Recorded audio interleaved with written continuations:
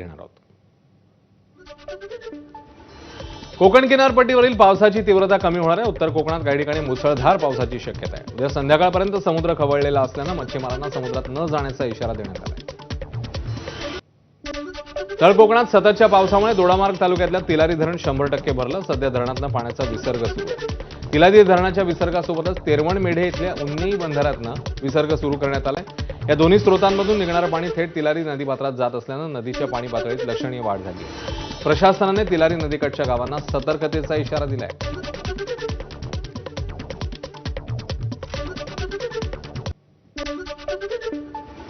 तळ कोकणात पावसाचा जोर कायम आहे। सिंधुदुर्गात लांबलेल्या पावसाचा भातशेती, आंबा, काजू, मासेमारी आणि पर्यटनाला फटका बसलाय। सध्या कापलेली भातशेती पूर्णपणे वाया गेली असून शेतात उभी असलेली भातशेती वाया जाण्याची भीती आहे। तर पाऊस लांबल्यानं आंबा आणि काजूचा हंगामही लांबणीवर गेलाय। समुद्र खवळलेल्या स्थितीत असल्यानं मासेमारीवरही परिणाम होतो। अरबी समुद्रात कमी दाबाचा पट्टा निर्माण झाल्यामुळे सध्या सिंधुदुर्ग जिल्ह्यात पावसाची संततधार जी आहे ती पाहायला मिळते। जिल्ह्यात सर्वच भागात अशा पद्धतीने संततधार जे आहे ते सुरू आहे आणि गेले काही दिवस पाऊस लांबल्यामुळे सध्या भातशेतीला मोठा फटका बसलेला पाहायला मिळतोय। मी सध्या मुंबई गोवा महामार्गावर आहे आणि या ठिकाणी जर पाहिलं असेल तर या ठिकाणी भातशेती जी आहे ती पूर्णपणे पडलेली आहे। काही ठिकाणी भातशेती कापलेली आहे, ती पूर्णपणे वाया गेलेली आहे, कारण त्या ठिकाणी भाताला जो आहे तो कोंब आलेला पाहायला मिळतोय। एकंदरीत जर पाहिलं असेल तर सिंधुदुर्ग जिल्ह्यात आज येलो अलर्ट जो आहे तो प्रशासनाने दिलेला पाहायला मिळतोय। सिंधुदुर्ग जिल्ह्यात लांबलेल्या पावसामुळे भात पिकाला जसा फटका बसलेला आहे तसाच पर्यटन आणि मासेमारीला देखील फटका बसलेला पाहायला मिळतोय। तर आंबा आणि काजू या पिकाला देखील फटका बसताना पाहायला मिळतोय, कारण सध्या आंब्याला आणि काजूला मोहर येण्याची प्रक्रिया जी आहे ती सुरू होते। मात्र लांबलेल्या पावसामुळे अजूनही हंगाम जो आहे तो लांबण्याची शक्यता पाहायला मिळत आहे। कॅमेरा पर्सन परेशसह सदाशिव लाड, एबीपी माझा, कुडाळ, सिंधुदुर्ग।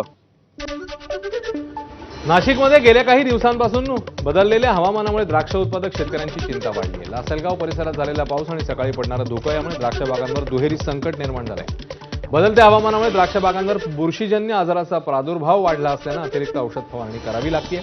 त्यामुळे उत्पन्नाचा खर्च देखील वाढलाय आणि द्राक्ष बागा वाचवायच्या कशा हा महत्त्वाचा प्रश्न शेतकऱ्यांसमोर आहे।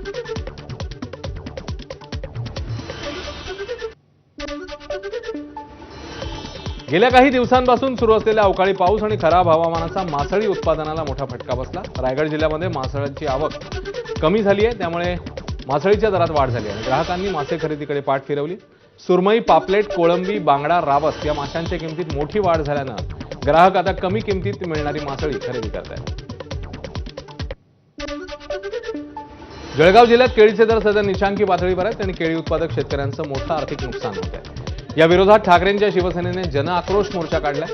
शिवसेना जिल्हा उपप्रमुख भाऊसाहेब सोनवणे यांच्या नेतृत्वात जळगावच्या किनोदगाव परिसरात शेतकरी जन आक्रोश मोर्चाचं आयोजन करण्यात आलेलं। या मोर्चात परिसरातील हजारो शेतकरी मोठ्या संख्येने सहभागी झाल्याचं पाहायला मिळालं।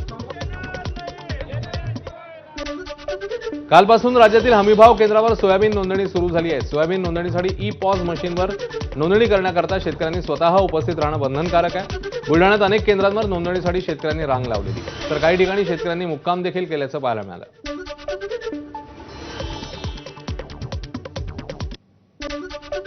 धाराशिवमध्ये तेरणा नदीवरील पुलाची उंची वाढवावी या मागणीकरता संजितपूरमधील तरुणांनी नदीकाठी उपोषण केलंय। नदीवरील पुलाची उंची कमी झाल्यानं पावसाळ्यात अनेक गावांचा संपर्क तुटतो, यामुळे विद्यार्थी, रुग्ण आणि सामान्य नागरिकांचे मोठ्या प्रमाणात हाल होतात। त्यामुळे पुलाची उंची वाढवावी अशी मागणी गेल्या अनेक वर्षांपासून स्थानिक करतायत। मात्र प्रशासनाकडून दखल घेतली जात नसल्यानं तरुण उपोषणाला बसले आहेत। जोपर्यंत प्रशासनाची दखल घेतली जात नाही तोपर्यंत उपोषण सुरूच ठेवू अशी भूमिका या तरुणांनी घेतली। मुंबई गोवा महामार्गावरच्या ठेकेदाराचा निष्काळजीपणाचा फटका लांजावासियांना बसतोय। धुवाधार पाऊस आणि अर्धवट काम यामुळे श्रीरामपूर वैभव वसाहतीजवळच्या 5 घरांमध्ये पाणी शिरलं। वहाळ बुजल्यामुळे पाणी तुंबलं आणि मध्यरात्रीच्या सुमारास घरात शिरलं। जेसीबी आणि क्रेनच्या माध्यमातून पाण्याचा निचरा करण्यात आला, परंतु तोवर मोठं नुकसान झालं। सकाळी 5 वाजल्यापासून आम्ही आलेलो आहे। इथे कुठलाही कॉन्ट्रॅक्टर नव्हता, कोणी नव्हतं, फक्त पंढरी शेड आणि अजून एक कॉन्ट्रॅक्टरचा माणूस होता। त्याला आम्ही विचारलं की बाबा हे काय करणार, घरं बुडतायत, सगळं झालंय, लहान बाळ आहेत, हे आजारी माणसं आहेत, त्याला कोण जबाबदार, कधी तोडणार आहे? तो म्हणतो हा कॉन्ट्रॅक्टर जबाबदार नाही, तो कॉन्ट्रॅक्टर जबाबदार नाही, मग जबाबदार कोण आहे? याला येणार कोण? आता हे सकाळी 5 वाजल्यापासून 8 वाजता आहेत तरी अजून कुठलाही कॉन्ट्रॅक्टर आलेला नाही. विहिरीत पाणी गेले, घरात पाणी गेले, सगळे फर्निचर बाद झालेत, गाड्या बाद झाल्या आहेत. आता कोण बघणार आहे आणि काय करणार आहे? ही किती वेळ आहे? ही 5वी वेळ आहे. 5वी तहसीलदारला जाऊन झालं, नगरपंचायतला जाऊन झालं, सगळीकडे जाऊन झालंय. सगळे म्हणतात करतो पण कोणीही काही केलेलं नाही. ते प्रसाद शेटने आता JCB आणला सकाळी 6 वाजता, तेव्हा ते पाणी थोडंफार गेलं, नाही तर अजून पाणी भरलं असतं. लातूरच्या अहमदपूर तालुक्यातील केंद्रेवाडी शिवारात अंदाजे 100 किलो वजनाची मगर आढळली. जवळपास 8 फुटांची मगर गवतात दिसल्यावर शेतकऱ्यांनी तात्काळ वनविभागाशी संपर्क केला. यानंतर सर्पमित्र आणि गावकऱ्यांच्या मदतीने वनविभागाला मगर पकडण्यात यश आलं. या मगरीला नैसर्गिक अधिवासात सोडण्यात येणार असल्याची माहिती वनविभागाकडून देण्यात आली आहे.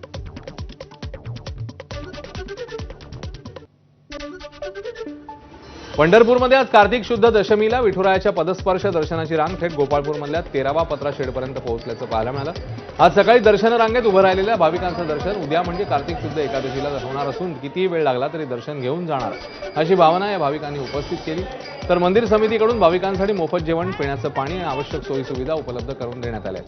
तर विश्रांतीसाठी निवारा आणि आरोग्य सेवा देखील पुरवल्या जातात. कार्तिकी सोहळ्यासाठी जवळपास 5 ते 6 लाख भाविक आज कार्तिक दशमीला पंढरपुरात दाखल झालेले आहेत. आपण सध्या दर्शन मंडपमध्ये आहोत गोपाळपूर येथील. जवळपास 14वा पत्रा शेड जो आहे हा भाविकांनी भरून गेलेला आहे. अनेक भाविक आलेले आहेत. या आता परिस्थिती बदलली आहे, वातावरण बदललंय. उन्हाळ्याचा पावसाळा झालाय, पावसाळ्याचा उन्हाळा झालाय आणि या पावसानं आमच्या शेतकऱ्यांचं भरपूर नुकसान केलंय. आणि या पावसामुळे पाऊस कुठेतरी थांबावा आणि शेतकऱ्यांचं दखल या सरकारने घ्यावी आणि कुठे ना कुठे आम्हाला मदत करावी आणि पांडुरंगाने पण वातावरण बदलून आमच्याकडे लक्ष द्यावं, हे गारण घालण्यासाठी आम्ही पांडुरंगाकडे आलेलो आहोत. हा किती लागते, आम्ही देवाचं दर्शन घेतल्याशिवाय जाणार नाही. देवाला दिवस लागले तरी पण दर्शनच करून जाणार आम्ही. 2 दिवस लागले तरी पण दर्शनच करणार आम्ही. भाविकांची संख्याही वाढत आहे. भाविकांना किती वेळ लागला तरी दर्शन रांगेत उभं राहायचंय, विठ्ठलाचं दर्शन घ्यायचंय. मात्र भाविकांना विठ्ठलाला साकडं एवढंच घालायचंय ज्या पद्धतीनं अजूनही पाऊस पडतोय, उन्हाळ्यात पाऊस पडतोय, थंडीत पाऊस पडतोय, पावसाळ्यात पाऊस पडतोय. हे कुठंतरी थांबव, शेतकऱ्याला वाचव, हे साकडं घालायसाठी अनेक शेतकरी वारकरी इथं सध्या दर्शन रांगेत उभे आहेत. आता हे जे दर्शन रांगेत उभारलेले आहेत ह्यांना उद्या संध्याकाळी म्हणजे एकादशीला संध्याकाळपर्यंत यांचं दर्शन होऊ शकणार आहे. मात्र तरीही किती वेळ लागला तरी आम्ही दर्शन रांगेत थांबणार आणि विठ्ठलाचं दर्शन घेणार अशी त्यांची भावना आहे. दर्शन रांगेतून कॅमेरामन आयुब कागदीसह सुनील दिवाण, एबीपी माझा. पंढरपूरमध्ये कार्तिकी एकादशीला मोठ्या संख्येने भाविकांनी चंद्रभागेच्या स्नानासाठी गर्दी केल्याचं पाहायला मिळालं. चंद्रभागेचं वाळवंट वारकऱ्यांनी फुलून गेलं होतं. यावर्षी अतिवृष्टी आणि महापुराचा मोठा फटका बसल्याचं पाहायला मिळालं. त्यामुळे दरवर्षीपेक्षा 40% भाविकांची संख्या घटल्याचं सांगण्यात येतं. आज कार्तिक शुद्ध दशमी आहे. चंद्रभागेचं वाळवंट हजारो भाविकांनी फुलून गेलेले आहे. चंद्रभागेचं पवित्र स्नान करण्यासाठी मोठ्या संख्येने भाविक इथं येत आहेत. मात्र ज्या पद्धतीने आषाढीला गर्दी झाली होती ते पाहता या वेळेला कार्तिकीला अतिवृष्टीचा मोठा फटका बसलेला दिसतोय. जवळपास 30 ते 40% भाविकांनी कार्तिकी यात्रेकडे पाठ फिरवलेली आहे. ज्या पद्धतीने गर्दी आज अपेक्षित असते तशी कुठलीही गर्दी एवढी दिसत नाहीये. आज राज्याचे उपमुख्यमंत्री एकनाथ शिंदे पंढरपूरला पोहोचणार आहेत. उद्या पहाटे त्यांच्या हस्ते विठ्ठलाची शासकीय महापूजा होणार आहे. यावेळेला त्यांच्यासोबत मानाचा वारकरी असणार आहे आणि उद्या कार्तिकी एकादशीचा महासोहळा आहे. सर्वात यात्रेचा महत्त्वाचा दिवस आहे. मात्र ज्या ठिकाणी वाळवंटात पाऊल ठेवायला जागा नसते ते वाळवंट आज ओस पडलेलं आहे आणि ह्याला कारण आहे ते राज्यात झालेली अतिवृष्टी. अजूनही अनेक ठिकाणी पाऊस सुरू आहे, त्यामुळे शेताला वापसे आलेले नाही आहेत. कुठल्याही पद्धतीची पेरणीला सुरुवात झालेली नाही. त्यामुळे शेतीची कामं असल्यामुळं वारकऱ्यांनीही इथं कार्तिकी यात्रेकडे पाठ फिरवलेली आहे. जे दरवेळेला नित्यनेमाने वारी करतात अशीच मंडळी आलेली इथं दिसतात. कॅमेरामन आयुब कागदीसह सुनील दिवाण, एबीपी माझा, पंढरपूर. गोरखपूरचे भाजपा खासदार रवी किशन शुक्ला यांना जीवे मारण्याची धमकी. फोन करणाऱ्याने स्वतःची ओळख अजय कुमार यादव अशी करून दिली. बिहारच्या आरा जिल्ह्यातल्या जावनिया गावचा अजय कुमार यादव असल्याचा दावा करणाऱ्या व्यक्तीने खासदाराचे वैयक्तिक सचिव शिवम द्विवेदींना फोन केला. यावेळी त्याने अपशब्द वापरत उघडपणे धमकी दिली. रवी किशन यादवांवर टिप्पणी करतो म्हणून मी त्यांना गोळी घालेन अशी धमकी या व्यक्तीने दिली आहे. या प्रकरणी रामगढताल पोलीस ठाण्यात गुन्हा दाखल झाला. आंध्र प्रदेशच्या किनाऱ्यावर आल्यानंतर मोन्था चक्रीवादळाचा जोर कमी झाला. मात्र मोन्थामुळे मध्य प्रदेशातल्या शेतकऱ्यांनी कापणी केलेलं पीक भिजलंय. उत्तर प्रदेशात भात आणि भुईमुगाचं पीक भिजलंय. शेतकऱ्यांचं मोठं नुकसान झालं आणि शेतकरी हवालदिल झालाय. तर नुकसान भरपाई देण्याची मागणी किंबहुना शेतकऱ्यांनी केलेली आहे. अटलांटिक महासागरातील मेलिसा चक्रीवादळामुळे जमैकात मोठं नुकसान झालं. अनेक घरं उद्ध्वस्त झाली. जमिनीचंही मोठ्या प्रमाणात नुकसान झालंय. शहरांमध्ये मोठ्या प्रमाणात कचऱ्याचं साम्राज्य पसरलंय. आरोग्याचा धोका देखील आहे. मेलिसा चक्रीवादळामुळे आतापर्यंत 25 जणांचा मृत्यू झाला आणि 18 जण बेपत्ता असल्याची नोंद आहे. एअर इंडिया पुन्हा एकदा मोठ्या संकटातनं जाते आहे. यंदाच्या जून महिन्यात अहमदाबाद इथे झालेल्या विमान अपघातात 240 प्रवाशांचा मृत्यू झाल्यावर एअरलाईनच्या सुरक्षा आणि ऑपरेशन व्यवस्थेबाबत गंभीर प्रश्न उपस्थित झाले आहेत. याच कारणामुळे कंपनीने आपल्या मालक टाटा सन्स आणि सिंगापूर एअरलाइन्सकडून 10,000 कोटी रुपयांच्या आर्थिक मदतीची मागणी केली आहे, जेणेकरून ती पुन्हा स्थिर मार्गावर येऊ शकेल. जून महिन्यात झालेल्या या अपघातानंतर सरकार आणि विमान वाहतूक नियामकांनी एअर इंडियाच्या सर्व ऑपरेशन्सची सुरक्षा तपासणी अधिक कडक केली आहे. अपघातानंतर प्रवाशांचा कंपनीवरील विश्वास कमी झालाय. त्यामुळे कंपनीच्या महसुलावर आणि प्रतिष्ठेवर दोन्ही पातळ्यावर परिणाम झाला. युरोपच्या नेदरलँडच्या मेटेरेन परिसरात हायस्पीड ट्रक आणि ट्रेनची जोरदार धडक झाली. अपघाताचा हा व्हिडिओ समोर आलाय. ड्रायव्हरकडनं ट्रॅकवर अडकलेला ट्रक बाहेर काढण्याचा प्रयत्न अयशस्वी झाला. ट्रेनच्या धडकेने ट्रकचे हवेत तुकडे उडाले. या अपघातात काही जण जखमी झाले आहेत.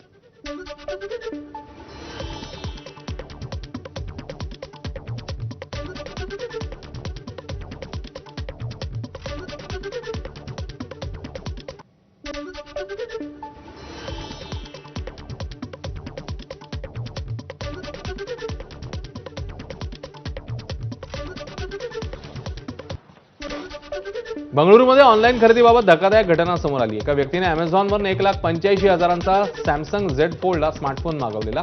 मात्र पार्सलमध्ये त्याला फोनऐवजी टाईल्सचा तुकडा मिळाला असा दावा या ग्राहकाने केलाय. प्रेमानंद असं या व्यक्तीचं नाव आहे आणि कंपनीने आपली फसवणूक केल्याचा आरोप त्याने केलाय. क्रेडिट कार्डने आपण पूर्ण रक्कम भरली होती. नियोजित तारखेला डिलिव्हरी मिळाल्याचंही त्याने सांगितलं. दिल्ली विमानतळावर बँकॉकवरून आलेल्या भारतीय महिलेकडनं 970 ग्रॅम गांजा जप्त करण्यात आलाय. सामानाच्या तपासणी दरम्यान संशय आल्यावर सीमाशुल्क विभागाकडून महिलेची कसून चौकशी झाली.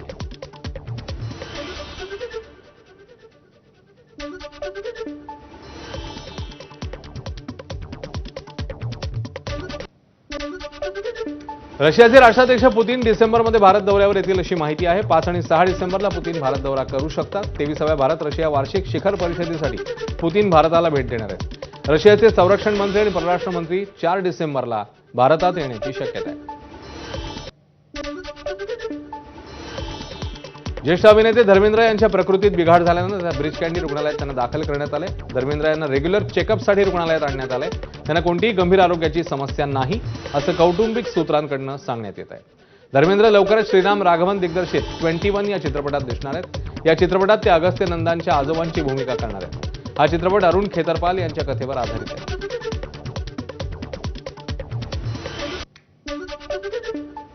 या होत्या काही वेगवान घडामोडी आणि आता आणखी काही बातम्या. पुण्यामध्ये आंदेकर कोमकर टोळी युद्धातनं एका रिक्षा चालकाची हत्या झाली आहे. कोंढवा भागात गणेश काळे या रिक्षा चालकाची गोळीबार आणि कोयत्याने वार करत हत्या करण्यात आली. हत्येनंतर आरोपी फरार आहे. या हत्येचं कारण कळलेलं नाही. मात्र हत्या झालेला गणेश काळे हा आंदेकर टोळीचा सदस्य असलेला समीर काळेचा चुलत भाऊ आहे. कोमकर टोळीतील सदस्यांवर पाळत ठेवण्यासाठी दत्ता काळेची नेमणूक करण्यात आलेली. मात्र पोलिसांनी दत्ता काळेला अटक केली. त्यानंतर आयुष कोमकरची आंदेकर टोळीने हत्या केली होती.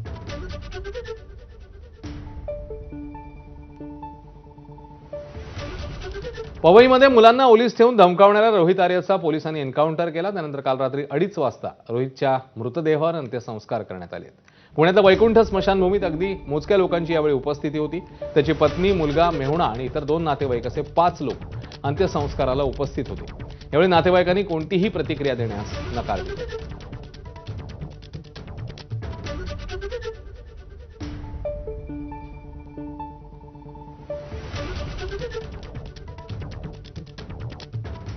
संगमनेरमध्ये माजी खासदार सुजय विखे पुन्हा एकदा बाळासाहेब थोरातांना आव्हान देण्याच्या तयारीत आहेत. आगामी स्थानिक स्वराज्य संस्थांच्या निवडणुकीसाठी विखेंनी कंबर कसली आहे. थोरातांच्या मतदारसंघात आमदार अमोल खताळांसोबत महायुतीची बैठक घेत निवडणुकीचं रणशिंग फुंकण्यात आलंय. विशेष म्हणजे कार्यकर्त्यांना सल्ला देताना अनेक मार्मिक टोले लगावताना कुणीही दबाव तंत्र आणण्याचा किंवा ब्लॅकमेल करण्याचा प्रयत्न करू नये असा इशाराही देण्यात आलाय. मला तुम्ही प्रेमाने विकत घेऊ शकता, दबाव तंत्राने नाही. आणि ब्लॅकमेल तर मी कोणाकडून होतच नाही. त्यामुळं कोणाला वाटत असेल आम्ही दबाव तंत्र निर्माण करून गुरगुडीचं राजकारण करून इकडं बैठक घेतली तिकडं बैठक घेतली, दबाव निर्माण करायचा प्रयत्न केला, षड्यंत्र करायचा प्रयत्न केला, तर जेवढे तुमच्या बैठकीसाठी आले तेवढे दुसऱ्या दिवशी सापडणारे सगळे माझ्या गोट्यात येतील हे पण तुम्हाला सांगतो. आपण एक संघ आहोत त्या तालुक्याच्या विकासासाठी, तालुक्याच्या जनतेच्या हितासाठी, आणि त्यामुळे कृपया करून कुणीही गलिच्छ राजकारणामध्ये उतरू नका. प्रत्येक कार्यकर्त्याला मान सन्मान देत आपल्याला या निवडणुकीला जावं लागेल. आता बातमी एका वाघिणीची आणि तिच्या हल्ल्यांच्या भीतीने धास्तावलेल्या चंद्रपूरकरांची. या वाघिणीने चंद्रपूर मूल मार्गावर दुचाकी आणि चारचाकी गाड्यांवर धावून जात हल्ल्याचा प्रयत्न केला. वाघिणीच्या या हल्ल्यामध्ये एक दुचाकीस्वार जखमी झाला तर दुसरा अगदी थोडक्यात बचावलाय. वाघिणीच्या या हल्ल्यावर तात्पुरता प्रतिबंध बसावा म्हणून वन विभागाने या भागात रस्त्याच्या दोन्ही बाजूला जाळी लावण्याचं काम सुरू केलंय. बघूया. वाघाचा आब, रुबाब आणि त्याची ऐट कॅमेऱ्यात आणि डोळ्यात साठवण्यासाठी आपण सगळेच उत्सुक असतो. पण कल्पना करा, याच वाघाने एखाद्या बेसावत क्षणी अचानक हल्ला केला तर? नुसत्या कल्पनेने सुद्धा स्तब्ध व्हायला होतं. पण असं खरंच घडलंय चंद्रपूरमध्ये. चंद्रपूर मूल मार्गावरती केसला घाट इथे के मार्क नावाची वाघीण प्रचंड आक्रमक झालीय.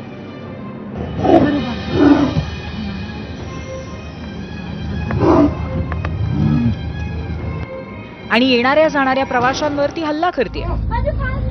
चंद्रपूर जिल्ह्यातील मूल आणि चंद्रपूर यामध्ये जो महामार्ग आहे, या महामार्गावरील केसला घाट येथील हा पूर्ण व्हिडिओ होता. के मार्क नावाची ही वाघीण होती जिने अशा प्रकारे हल्ल्याचा प्रयत्न केला आणि या हल्ल्यामध्ये नंदू गायकी नावाचा एक इसम जो आहे तो जखमी झाला. तर एक जे दाम्पत्य होतं ते अगदी थोडक्यात बचावलं होतं. मात्र या व्हिडिओच्या सोशल माध्यमावर आल्यानंतर खूप चर्चा जी आहे ती राज्यभरात पसरली आणि त्यानंतर आता वन विभागाने या वाघिणीच्या अशा प्रकारच्या हल्ल्यात कोणी जखमी होऊ नये, कोणाला नुकसान होऊ नये किंवा एखादा भरधाव वाहनाच्या धडकेमुळे वाघीण सुद्धा जखमी होऊ नये यासाठी आता प्रयत्न केलेले आहे. आणि त्यासाठी केसला घाट परिसरात जवळजवळ 1 ते 1.5 किलोमीटरच्या अशा प्रकारे पूर्ण जाळी इथे लावण्यात आली आहे रस्त्यांच्या दोन्ही भागाला. पण या हल्ल्यांना तात्पुरता प्रतिबंध बसावा म्हणून वन विभागाने रस्त्याच्या दुतर्फा दोन्ही बाजूला जाळी बसवली आहे. के मार्क नेमकी आक्रमक का झाली याचं ठोस कारण अजूनही कळलेलं नाहीये. उपशमन योजना ह्या जर तेव्हाच झाल्या असत्या तर आज अशी दुर्दैवी घटना घडली नसती. याच्यात प्रशासनाचं खूप दुर्लक्ष होत आहे.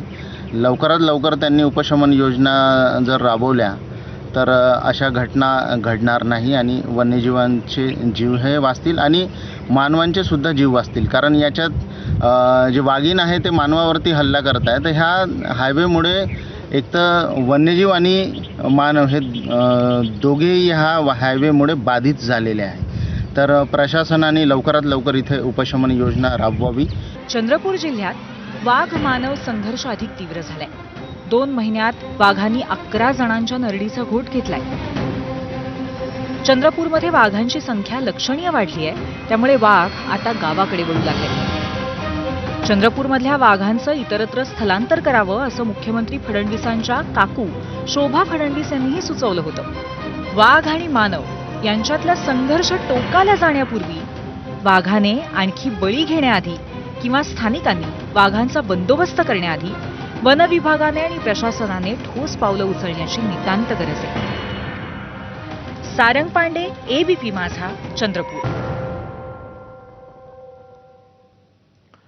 यासोबत या बुलेटिनमध्ये इकडेच थांबतो. एक छोटासा ब्रेक नंतर चौफेर महाराष्ट्र यामिनी सोबत पाहत राहा एबीपी माझा.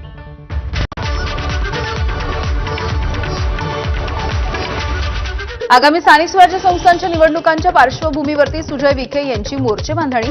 आमदार अमोल खताळ यांच्या समवेत महायुतीची बैठक घेत निवडणुकांचं रणशिंग फुंकलंय. नाशिकच्या निवडणुकीचं बिगुल वाजताच बैठकांचा धडाका. आगामी निवडणुकांच्या पार्श्वभूमीवरती शरद पवार यांच्या राष्ट्रवादीची बैठक. येवल्यामधील भुजबळांच्या कार्यालयामध्ये ही बैठक संपन्न होतीये. पक्ष ज्याला उमेदवारी देईल त्याच्या पाठीशी भक्कमपणे उभे राहण्याच्या भुजबळांच्या सूचना. दिलेलं आश्वासन पूर्ण करावं. आता कर्जमाफीची दिलेली तारीख तरी सरकारनं पाळावी. उपमुख्यमंत्री अजित पवार यांनी केलेल्या कर्जमाफीच्या वक्तव्यावर अनिल देशमुखांची प्रतिक्रिया.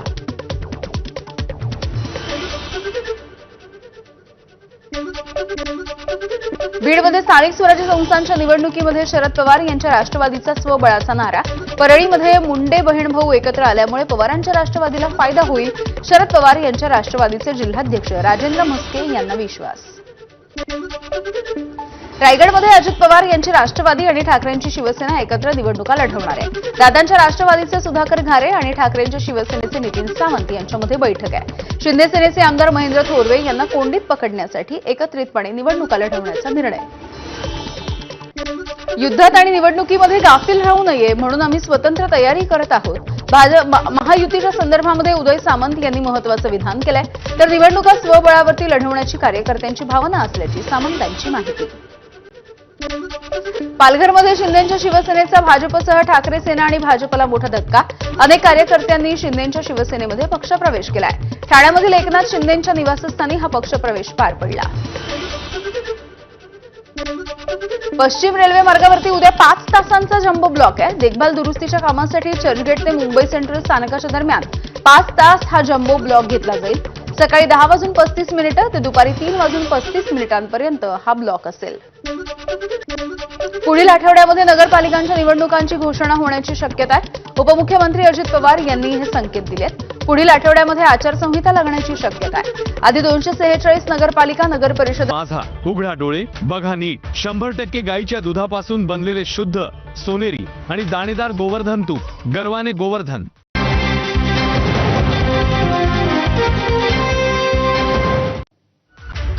बुलेटिनची सुरुवात करूया टॉप 25 बातम्यांनी. रायगडमध्ये अजित पवारांची राष्ट्रवादी आणि ठाकरेंची शिवसेना एकत्र निवडणुका लढणार आहे. दादांच्या राष्ट्रवादीचे सुधाकर घारे आणि ठाकरेंच्या शिवसेनेचे नितीन सावंत यांच्यामध्ये बैठक. शिंदे सेनेचे आमदार महेंद्र थोरवे यांना कोंडीत पकडण्यासाठी एकत्र लढण्याचा निर्णय. पुढील आठवड्यामध्ये महानगरपालिकांच्या निवडणुकांची घोषणा होण्याची शक्यता आहे. उपमुख्यमंत्री अजित पवार यांनी संकेत दिलेत. पुढील आठवड्यामध्ये आचारसंहिता लागण्याची शक्यता. आधी 246 नगरपालिका नगरपरिषदा. चौथ्या टप्प्यामध्ये जानेवारीत 29 मनपांसाठी निवडणुका होतील.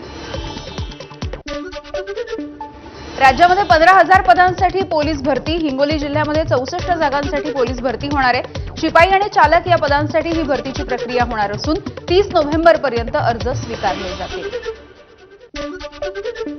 नाशिकच्या लासलगावसह परिसरामध्ये धुक्याची चादर. हवामानातल्या बदलामुळे द्राक्ष उत्पादक शेतकऱ्यांच्या चिंतेमध्ये वाढ.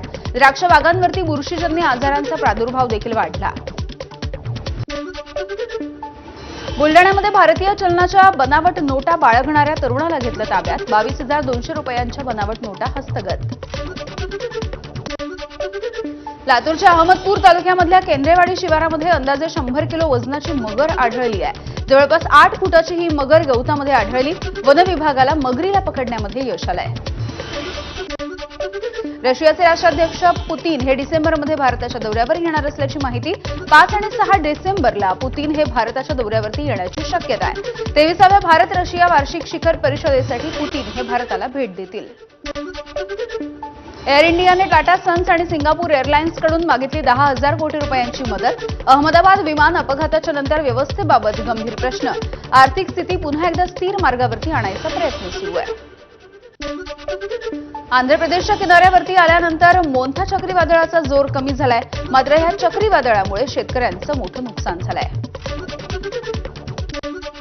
अटलांटिक महासागरामधील मेलिसा चक्रीवादळामुळे जमैकामध्ये मोठं नुकसान झालंय. आतापर्यंत 25 जणांचा मृत्यू तर 18 जण बेपत्ता.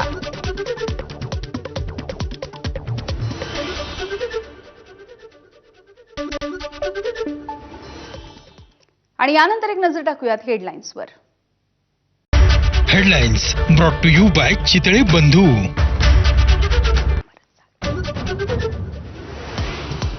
सक्षम ॲपवरून आपल्या नावे ऑनलाईन अर्ज ओटीपी काढण्याचा प्रयत्न. निवडणूक आयोगाचे लोक घरी आले होते. उद्धव ठाकरेंचा गंभीर आरोप.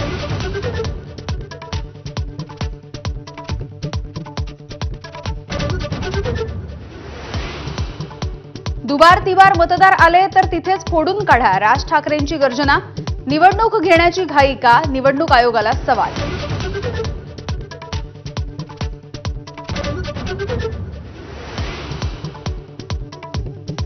आजची एकजूट बघून संयुक्त महाराष्ट्राची आठवण झाली. मोर्चामध्ये शरद पवार यांचं वक्तव्य. सत्तेचा गैरवापर सुरू असल्याचाही आरोप.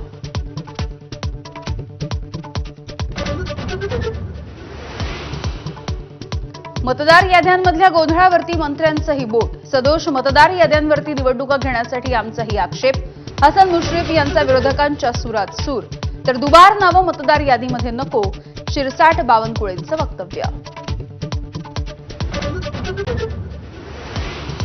विरोधकांचा मोर्चा महाराष्ट्राची दिशाभूल करणारा रवींद्र चव्हाण यांचा घणाघात. महाविकास आघाडीच्या मोर्चाला प्रत्युत्तर देण्यासाठी भाजपचं मूक आंदोलन.